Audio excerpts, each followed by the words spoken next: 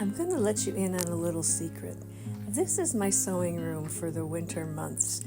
It is a spare bedroom that I use for sewing, and right now it is an awful, unorganized mess.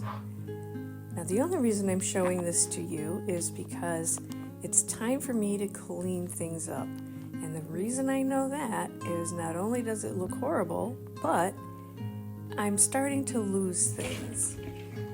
That's always my signal that it's time to start cleaning this up, getting organized again, and let's make this a more organized, better place to sew. Because I've been here for a few weeks now, this has all turned into chaos, and it's time for me to really get it organized. Because it's a small space, it's very important that we keep those small spaces organized in order for us to be able to really use them. Because now I need to go through everything that I have and put away things that I'm not working on right now, because I have lots of different projects. So I'm going to work on taking everything that doesn't belong here and remove it out into my garage where I have storage bins.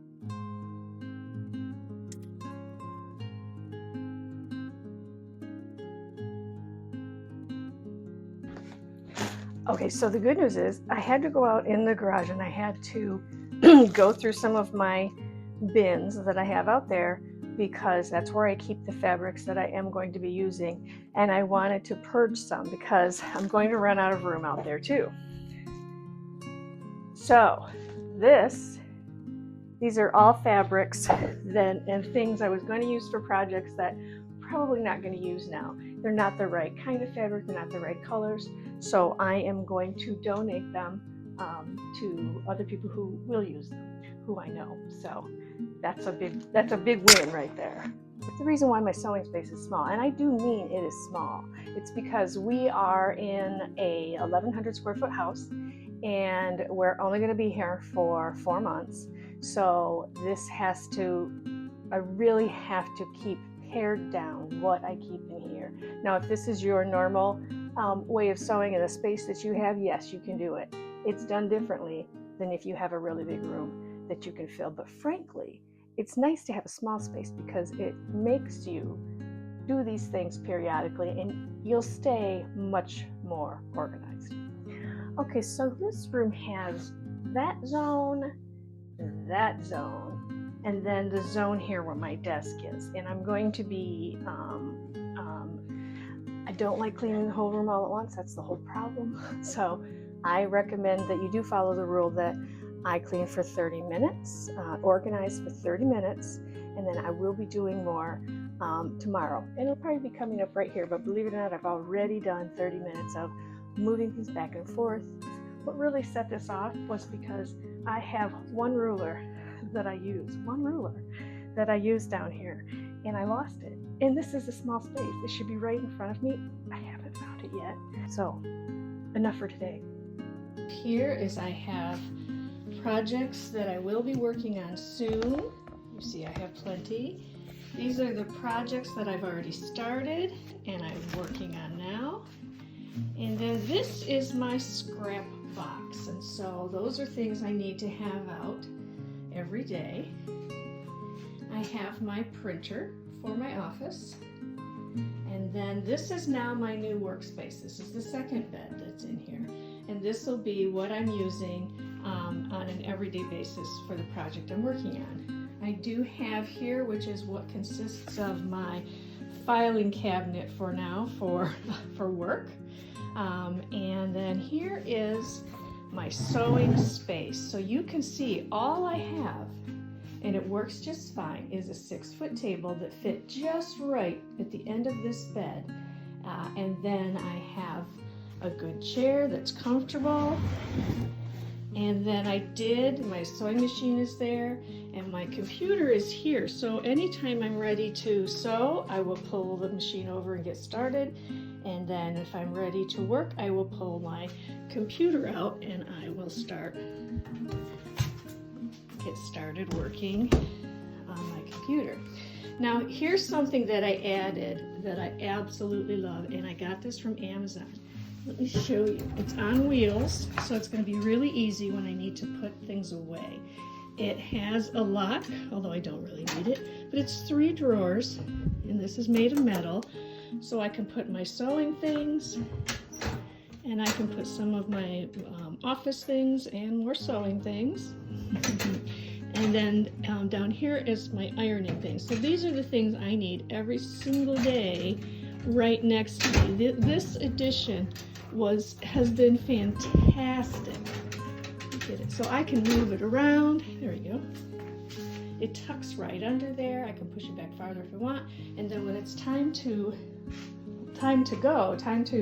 clear this room out and turn it back into a bedroom, I'm going to easily be able to do that.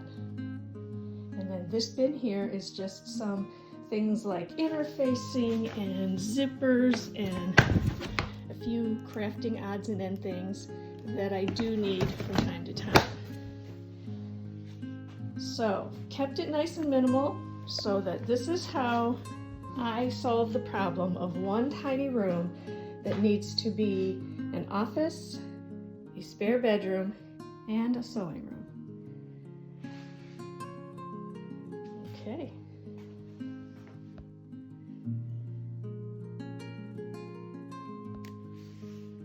So if you are going to set up a sewing space, here are the things you need to do. You need to choose your sewing zone. For me, it is this table right here.